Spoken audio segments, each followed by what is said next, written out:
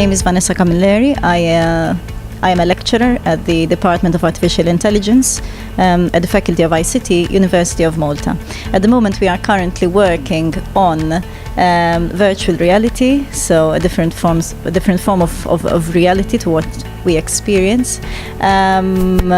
Virtual reality has many forms. We try to include the idea of games, but also the idea of learning, changing behavior of humans, and trying to use this technology to improve the quality of life of individuals. So this is what I do from my end. What do you do? So my name is Claudia Borg, and I am also working at the Department of AI, Artificial Intelligence, with the Faculty of ICT. And my field is specifically natural language processing, which means that we look at software that can in some way try to understand or generate natural language, which is what we speak, Maltese, English, or any other language. What inspired you to get into this field, Claudia? Okay, so that's quite a long story, but I'll try to make it brief. Basically, I was a late boomer, so I came in quite late into university. I was around 26, and before that I had just gone to a friend to try my hand at programming, and I was doing it just out of curiosity. And I found out that actually I am good at this, and I actually love doing it. I found it so straightforward. So that immediately inspired me, like, oh wow, this is actually not that difficult to take up. I decided to come to university. I did my undergraduate degree, and it was actually in my second year. There was a course in computational linguistics, and I realized that this is something that for me, artificial intelligence is really encompassing, sort of this challenge of making a machine understand our language when we ourselves, when we speak to each other, misunderstand each other so easily. It just inspired me, and I was like, okay, this is the area I want to work in.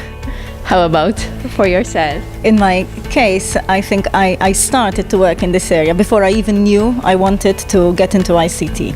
I come from a sciences background. My first degree was in education, in chemistry education, so it was a completely different field. However, back in those days, and I'm talking about the late 1990s, I had decided that I wanted to, I was a gamer, I always loved playing games, okay? And I decided that despite everything, okay, my science career, okay, I wanted to create something. I not only wanted to play games, but I wanted to create games. So back in those days, I designed my first game, which was inspired by a physics environment. It was a 2D platformer, and this is and this was my first attempt at actually creating games. Late 1990s. Following that, I started to get my hands on different IT areas, so I started with web design, then followed on by programming, then I did my master's here at the University of Malta,